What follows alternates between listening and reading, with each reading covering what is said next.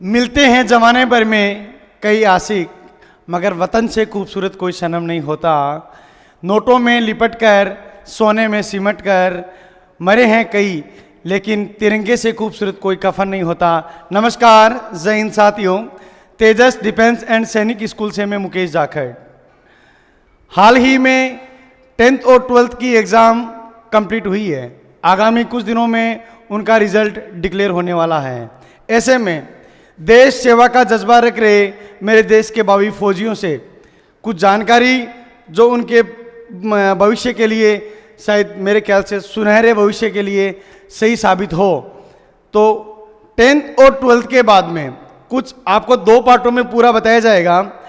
10th के बाद में जो विद्यार्थी टारगेट बैच के साथ में भारतीय सेना में एनडीए ऑफिसर पद की तैयारी के लिए प्रिपरेशन करना चाहिए और भारतीय सेना में एक लेफ्टिनेंट पद से अपनी एंट्रेंस स्टार्ट करना चाहिए, तो उनके लिए 10th क्लास के बाद में 11th और 12th के साथ 11th और 12th फाउंडेशन कोर्स है वो स्टार्ट हो रहा है दिनांक 15 मई से।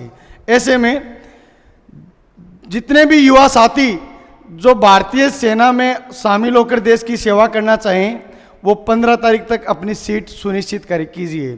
ठीक इसके बाद में अगले पार्ट की अगर अपन बात करें तो 12वीं क्लास के बाद में नेवी, एयरफोर्स, आर्मी, इसके साथ साथ में पैरामिलिट्री फोर्सेज की जो भर्तियां भारत सरकार जारी करता है उनके लिए एज ए सैनिक एंट्रेंस की एग्ज़ाम होती है। उसमें आप भारतीय सेना में एक सैनिक के तौर पे शामिल होंगे। उनके नए बैचेज हैं वो 1 मई से लेके 1 जून तक चलेंगे। तो साथी जो कांस्टेबल और बॉर्डर पर तैनात होकर भारत माता की सेवा करना चाहें वो 1 मई से लेके 1 जून तक अपनी सीट को सुनिश्चित कीजिए।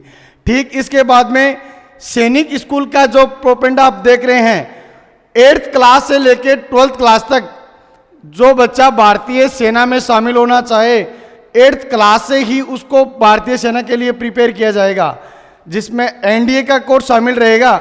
इसके साथ में एज ए कांस्टेबल, सैनिक एंट्रेंस की जितनी भी एग्जामें हैं उनके लिए बच्चे को प्रिपेयर किया जाएगा। कुछ फोटोज जो आपको मैं पीछे अपने डिजिटल बोर्ड पे दिखा रहा हूं।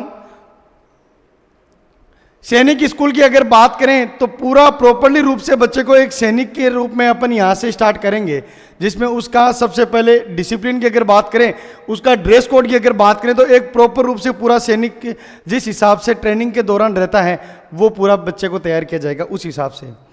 आगे अगर अपन बात करें तो पिछले 1 साल का अपना रिजल्ट है भारतीय सेना में 23 से लेके 24 बच्चे अपने फाइनल सेलेक्ट हुए हैं। जो ज्वाइनिंग है वो नेवी है, एयरफोर्स है, उसके साथ में आर्मी है। इसके साथ साथ में पैरामिलिट्री फोर्सेज की अगर भर्ती की बात करें तो एसएससी जीडी में अपने 5 बच्चे सेलेक्ट हैं। बच्चे का जब एडमिशन लेने के लिए संस्था में पधारना होता है अपने गार्जियन के साथ, तो कई फॉर्मेलिटीज हैं उससे बच्चे को गुजरना पड़ता है। तो उसका कुछ पार्ट्स आप देख पा रहे हो। मेडिकल चेकअप बहुत ज़्यादा ज़रूरी है बच्चे का। अगर बच्चा मेडिकल में ही अनफिट है तो वो भारतीय सेना में शामिल नहीं हो सकता। तो आते ही सबसे पहले बच्चे का मेडिकल चेकअप किया जाता है प्रॉपर रूप से।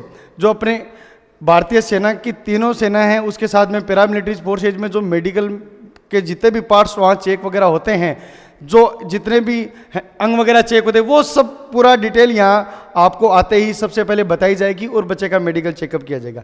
ठीक इसके आगे अगर अपन बात करें तो क्लासरूम की, ऑफलाइन क्लासरूम, ऑनलाइन क्लासरूम दोनों आपको मिलेंगे। इसके साथ साथ में सुबह से लेकर शाम तक पूरे 8 घंटे आपकी लाइव क्लासें रहेगी, ऑफलाइन क्लासें रहेगी।